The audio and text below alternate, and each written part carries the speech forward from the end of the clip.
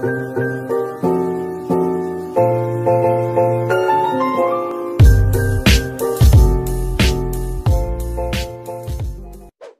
gaya kupu. Gaya kupu-kupu ini sama kayak gaya dada ya. Intinya ya gerakan tangan dan kaki nggak boleh timpang. Ya kaki harus bersamaan. Boleh nggak atas bawah, misalnya tumpuk. Boleh, yang penting nendangnya barengan, turunnya barengan ya. Kalau tangan ya harus sama ya, nggak boleh satu-satu. Misalnya kalau mereka masih merasa berat, ya biasanya kita suruh mereka pakai fins. Oke, gaya kupu.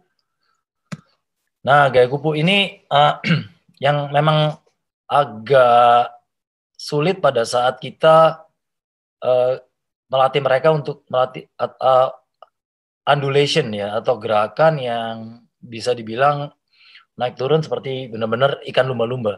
Kalau zaman dulu kan, zaman dulu banget ya, sebelum saya berenang, bahkan itu kan gaya kupu kan kakinya gaya dada. Ya kan, kemudian dirubah menjadi dolphin kick ya, atau dolphin kick. Ini yang kakinya betul-betul mukul bersama-sama. Ini yang menimbulkan undulation ya. Tapi banyak kan anak-anak kecil itu undulation ini mereka belum bisa melakukannya. Makanya biasanya kita suruh mereka pakai fins. Ya, melatih gaya kupu yang paling efektif adalah bukan disuruh langsung kaki gaya kupu, ya. Dilatih kaki gaya kupu dulu di dinding, tapi kemudian mereka harus pakai fins-nya. Karena ini adalah gaya terakhir yang akan kita latih di renang. Ya, ini penting, gerakan badan ini penting sekali. Kalau saya lanjutin, nah ampulingnya. Ya, ampulingnya ini juga nggak kalah pentingnya kalau gaya kupu ya. Ini beda dengan gaya dada. Kalau gaya dada mungkin 50% dari kaki. Kalau gaya kupu ini sama kayak gaya bebas dan gaya punggung ya. Semuanya ada koneksinya. Meskipun ini short axis sama kayak gaya dada, tapi intinya semua harus bergerak secara baik ya, supaya kelajuannya maksimal. Nomor 1, poin pertama, entry kita hanya boleh selebar bahu. Kita nggak perlu tutup ya. Nggak perlu kayak zaman saya dulu, waktu saya belajar berenang, ya sekitar tahun 85-86 itu saya diajarkan gaya kupu itu harus menyentuh pada saat tangan kita masuk. Ya, tapi ternyata itu tidak efektif. Justru kita akan kehilangan kekuatan pada saat tangan kita menyentuh. Ya, kemudian kedua adalah catch-nya serupa dengan gaya bebas. Catch itu maksudnya high elbow tadi ya. Itu bisa kita latih juga dengan yates. Ya, tentunya dengan pedal yang lebih kecil kalau gaya kupu karena berat. Dan ditambahkan dengan fins. Kemudian yang terpenting nomor 3. Nomor 3 ini sebetulnya saya anggap yang paling penting.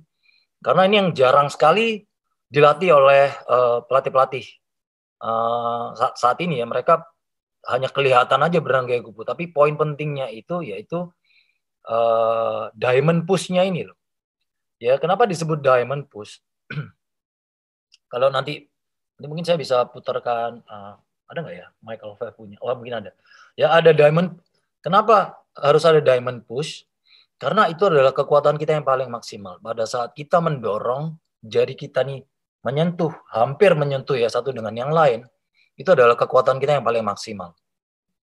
Ya, banyak sekali atlet kita yang nggak nyentuh tangannya, bahkan jauh banget gitu. Karena apa? Karena diamond push ini berat.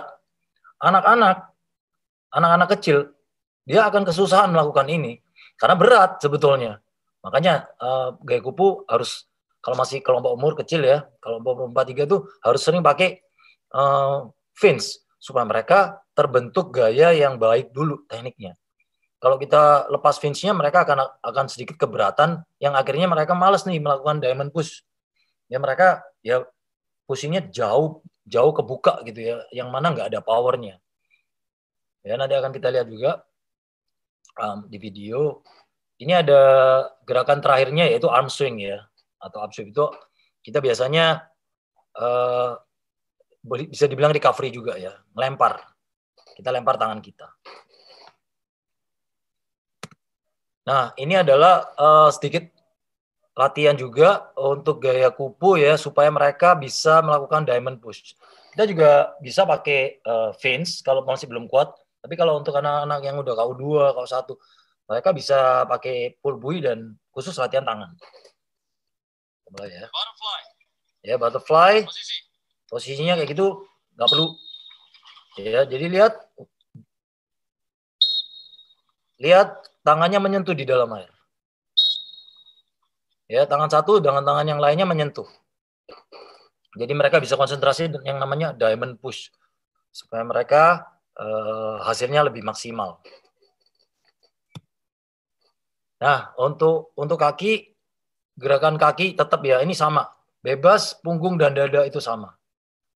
Ya, hanya kaki lumba-lumba atau dolphin kick ini itu adalah kaki yang paling kuat dan paling cepat.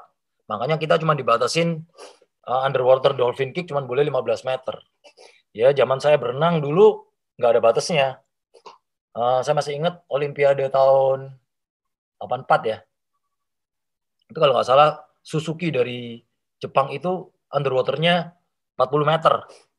Ya, 40 meter berenang 10 meter, underwater lagi sekitar 20 meter baru berenang. Jadi dihitung-hitung berenangnya cuma 30 tambah 10, 40 meter. Dari 100 meter berenang gaya punggung. Dapat emas dia. Suzuki ya, ngalahin David Berkoff pada saat itu, juaranya dari Amerika. Makanya kita dibatasin sekarang cuma boleh 15 meter. Jadi pembatasan 15 meter hanya untuk kaki dolphin kick. Dolphin kick ini bisa dilakukan di gaya bebas, gaya punggung, dan gaya kupu. Ya. Ada pertanyaan, kalau gaya dada dibatasi 15 meter enggak? Oh enggak, kalau gaya dada kamu bisa gliding, yang penting satu kali tangan, satu kali kaki. Ya pull down namanya. Kamu mau keluarnya di 25 meter juga nggak apa-apa. Gitu, kalau memang bisa segitu. Tapi nggak ada batasan. Ya. Jadi batasan 15 meter harus cukup jelas nih. Batasan 15 meter hanya untuk gaya kupu punggung dan bebas. Karena apa? Karena ada dolphin kick-nya yang bisa dilakukan. Kalau gaya dada kan cuma boleh satu kali dolphin kick di pull down-nya ya, satu kali dolphin kick, satu kali tangan, satu kali kaki, kan gitu. Sudah harus keluar. Nah, jadi ini harus benar-benar dilatih karena ini di Amerika ini dinamakan the fifth stroke atau gaya kelima. Jadi ada gaya kupu, gaya punggung, gaya dada, gaya bebas, ada yang namanya dolphin kick karena dengan dolphin kick yang baik ya kita itu bisa memanfaatkan 15 meter pertama dengan waktu yang cukup singkat. Karena ini adalah powerful kick, ya kick yang sangat-sangat kuat. Gimana cara melatihnya? Banyak sebetulnya latihannya. Ada dengan 4D Pro, ya itu banyak sekali untuk melatih kekuatan kaki dari pangkal paha. Nanti mungkin saya bisa share juga videonya. Dan vertical kick ini vertical kick ini harus sering kita lakukan ya. Bisa dengan beban, bisa dengan kita bawa toning ball itu yang bola pasir yang kecil itu. Atau kita bisa kalau yang udah elite atlet udah KU1 mungkin senior bisa pakai barbel yang 5 kilo ya 3 sampai 5 kilo dibawa diangkat gitu ya untuk supaya dolphin kick-nya kuat. Ya fungsinya dari kaki yaitu membantu menciptakan daya angkat saat mengambil napas. Ini penting ya teman-teman. Fungsi kaki yang nomor 1, jadi kakinya ada 2 kali kalau gaya kupu dalam satu gerakan. Kaki pertama itu ada fungsinya. Jadi jangan sampai atlet kita itu kaki nendang, terus baru tangan sama bernapas gitu ya. Artinya kaki ini nggak maksimal dimanfaatkan. Padahal dia untuk mengambil napas. Gerakan kaki ini. Yang kaki kedua biasanya nggak salah.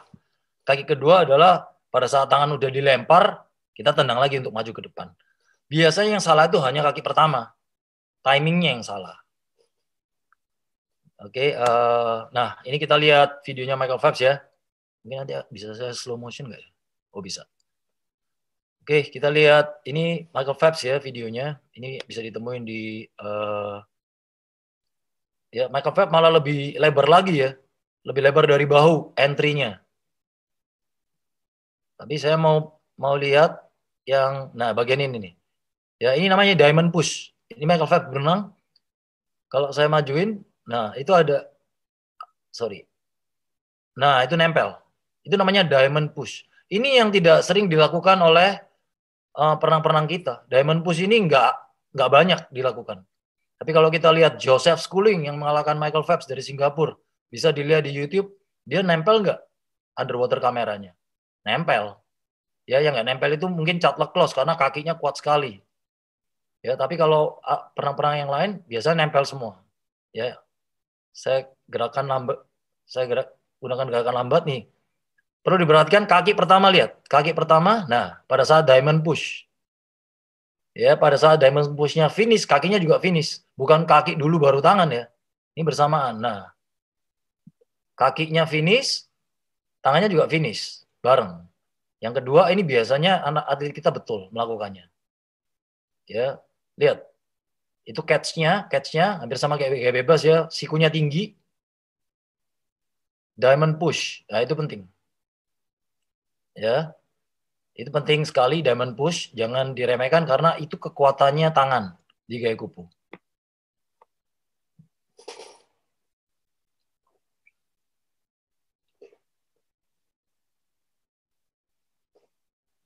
Oke.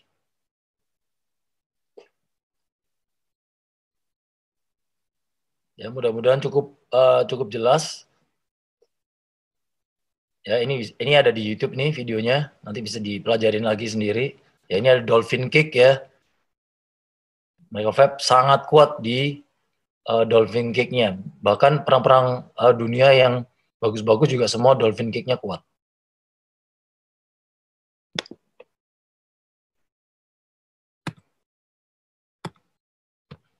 Ya, mungkin itu dari empat gaya ya untuk tekniknya. Nanti mungkin di sesi tanya jawab kita bisa gali lagi kalau memang ada yang kurang jelas.